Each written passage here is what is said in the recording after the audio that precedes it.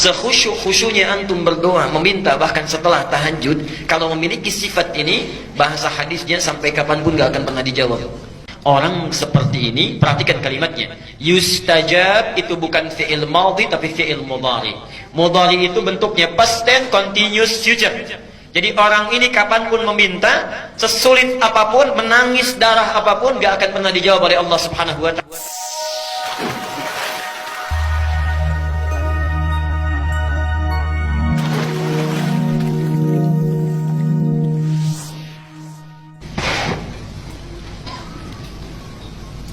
Ini dalilnya.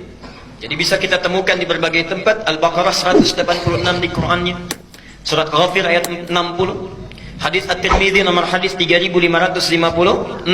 Ini hebat sekali. Bahkan di hadisnya disebutkan Allah itu sangat maha pemalu. Ada orang yang mengangkat tangannya kemudian bermohon, tidak mungkin dia dibiarkan pulang dengan tangan kosong. Artinya setiap berdoa pasti diberikan, ya.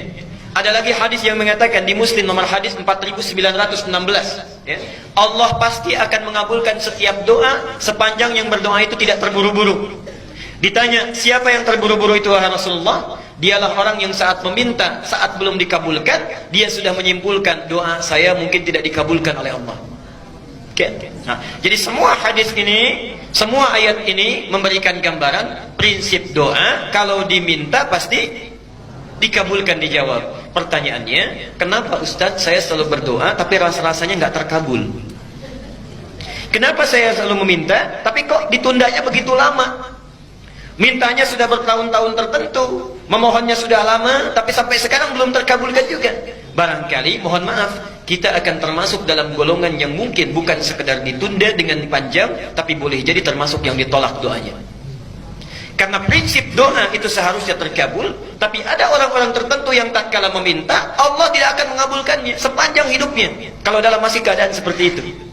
Siapa mereka?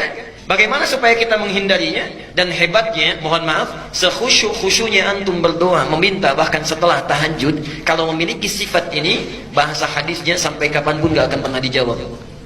Jadi nanti kita akan evaluasi kalau ada di antara kita saat ini yang sering kali berdoa meminta padahal sudah menangis, bangun sholat tiap malam, boleh jadi belum terkabul atau tidak terkabul karena punya sifat-sifat yang mungkin kita akan tampilkan. Baik, ini bagian yang pertama. Sudah? Catat dulu dalilnya karena saya tidak cantumkan di sini. Ya, saya tidak cantumkan. Satu, dicatat dulu dalilnya supaya tidak lupa. Mau yang panjang, yang pendek? Yang pendek, yang ada terjemahan yang Arabnya aja. Terjemahan, baik.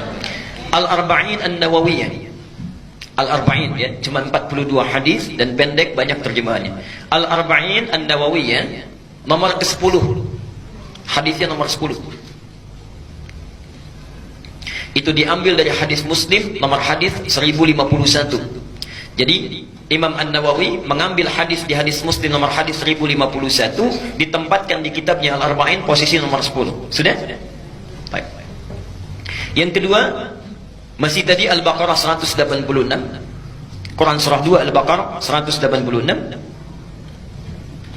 Kemudian Al-Isra surah 17. Al-Isra surah 17 ayat 110.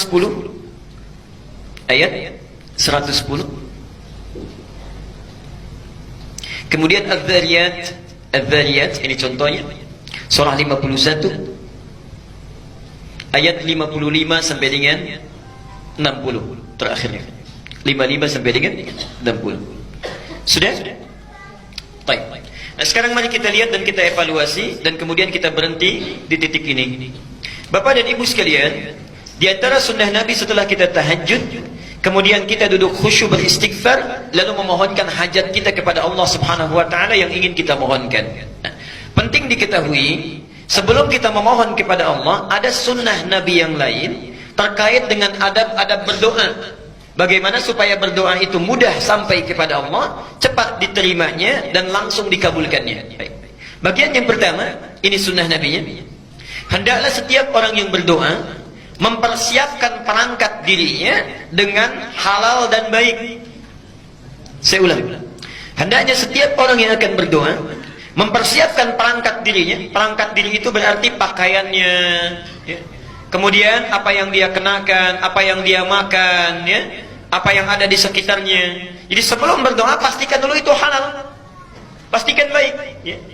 Jadi jangan sampai misalnya antum berdoa sudah menangis terseduh-seduh, disebut nama Allah Asmaul Husna, dipanjatkan di pertengahan malam, tapi pakaiannya haram, makanannya haram, yang dikenakannya haram, sajadahnya haram. Bagaimana bisa dijawab itu? Apa dalilnya? Hadis riwayat Muslim nomor hadis 1051 di Al-Arba'in nomor ke-10. Hadisnya dari Abu Hurairah. An Abi Hurairah radhiyallahu anhu qala. Hadis ini disampaikan dari Abu Hurairah, semoga Allah memberikan ridha kepadanya. Qala Rasulullah sallallahu alaihi wasallam, Rasulullah sallallahu alaihi wasallam pernah bersabda, "Innallaha thayyibun la yaqbalu illa thayyiban." Sungguh Allah itu maha baik, sifatnya baik, keadaannya baik. Karena Allah itu sifatnya baik, maka tidak akan pernah menerima apapun kecuali dari yang baik-baik. Jadi ingat, doa itu sangat suci, akan berlabuh di tempat yang suci. Allah yang maha suci tidak akan menerima doa itu yang berasal dari yang tidak suci.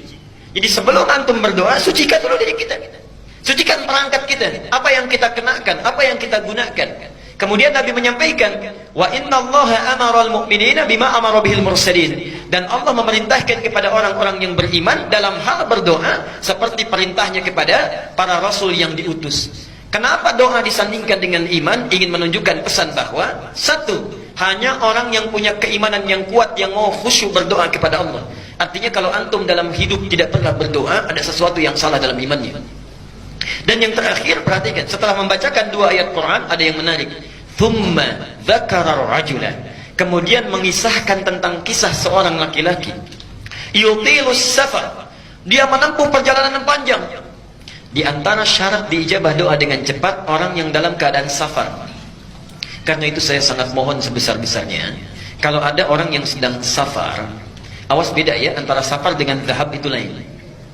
Kalau zahab itu perjalanan kurang lebih di bawah 82 km itu zahab. Jadi kalau Bapak Ibu menempuh perjalanan di bawah 82 km, 0 sampai 82, itu zahab namanya. Zahaba yadhhabu.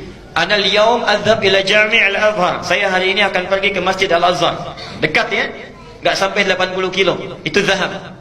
Tapi kalau lewat dari situ, apalagi panjang sekali, sudah zona waktunya berubah, itu disebut dengan safar. Safar. Orangnya disebut dengan musafir. Nah, kalau orang sudah musafir, sudah safar, berlaku beberapa ketentuan hukum. Satu, boleh dia menjama', bahkan boleh dia qasar.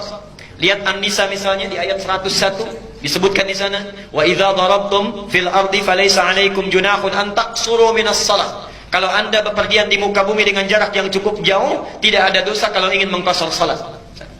Yang kedua, ini yang paling hebat, dan ini yang harus betul-betul kita renungkan dan praktekkan. Dalam keadaan safar itu, Allah akan cepat mendengar dan mengabulkan doa yang dipanjatkan. Jadi kalau Bapak Ibu sedang safar, daripada banyak membicarakan hal yang tidak perlu, lihat sana sini dikomentari, kadang-kadang menggosipkan orang lain, tinggalkan yang tidak penting. Kenapa tidak diisi dengan zikir dan doa? Barangkali cara Allah saking sayangnya kepada kita, orang lain doanya belum dikabulkan, ibu bapak dibuat safar supaya saat safar itu Allah mengabulkan doa yang belum terkabul itu. Jadi kalau ada yang ingin sedang umrah, berangkat umrah, atau perjalanan dari sini ke Jawa, ke Sumatera dan sebagainya, saat di pesawat, di kereta, di bis, ayo perbanyak doa. Barangkali itulah cara Allah untuk mengabulkan doa kita, ya. Subhanallah. Itu bagiannya yang pertama. Nah, orang ini sudah memenuhi syarat yang pertama, doanya mesti terkabul. Yutilus safar. Tidak cukup dengan itu. Asy'atha aghdara. Dan subhanallah, saking capeknya, sampai pakaiannya sudah kumal, wajahnya sudah berantakan penuh dengan debu. Jadi orang ini datang jauh-jauh untuk berdoa mendekat kepada Allah. Satu perjalanan yang dikabulkan, safarnya, doanya cepat dikabulkan oleh Allah, adalah perjalanan yang diniatkan karena Allah subhanahu wa ta'ala. Tapi ada satu perjalanan hebat, yang bukan safar, ya, walaupun dekat, tapi kalau kita berdoa, saat itu dikabulkan doanya oleh Allah subhanahu wa ta'ala. Itulah perjalanan orang yang menuntut ilmu. Jadi saat Bapak Ibu berangkat dari rumahnya, sampai ke majlis ilmu, sampai kembali lagi, itu subhanallah, malaikat sedang menanti kita mau minta apa itu sama Allah. Saat kita meminta, malaikat mengaminkannya.